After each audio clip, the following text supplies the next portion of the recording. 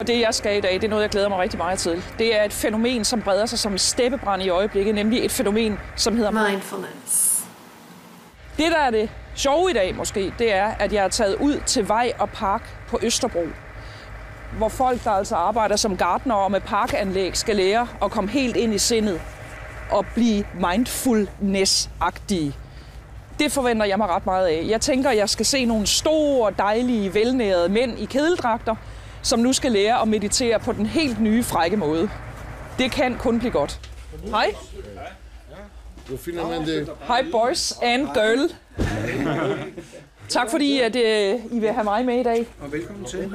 Mange tak skal I have. Mindfulness er noget, som vi alle sammen har. Det er jo bare, mindfulness er bare det engelske ord for opmærksomhed. Og det mindfulness-træningen handler om, det er at lære en bestemt måde at bruge den på. Det mest simple og mest udbredte måde at øve sig med det på, det er simpelthen med at bruge sit åndedræt.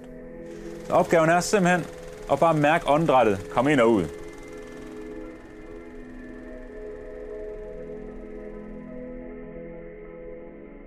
Det lyder enkelt, men det kan faktisk være svært at finde ind i sig selv. Nå, en dybde og komme lige op.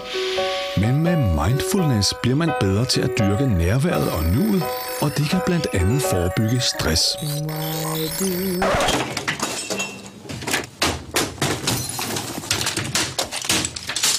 Og mange af jer, hvis I nu skal være ærlige, fik en fornemmelse for en lille smule mere afslapning. Stort set halvdelen. Ja. Der synes jeg faktisk, at jeg kom ind i en skal, hvor jeg lukkede den her lyd ud. Og nu listede jeg mig lige ud. De fortsætter derinde, og er det så specielt, det her mindfulness? Med 3 millioner Google-hits, og hele Danmark, der gør det mere eller mindre, så er det vel ikke i sig selv så specielt. Men at sidde med 15 mænd i orange Kansas-dragter fra Vej og Park, der mediterer på kommando, så bliver det lige pludselig lidt mere specielt. Så jeg tror, jeg kører den her op på 3 so fucking special point.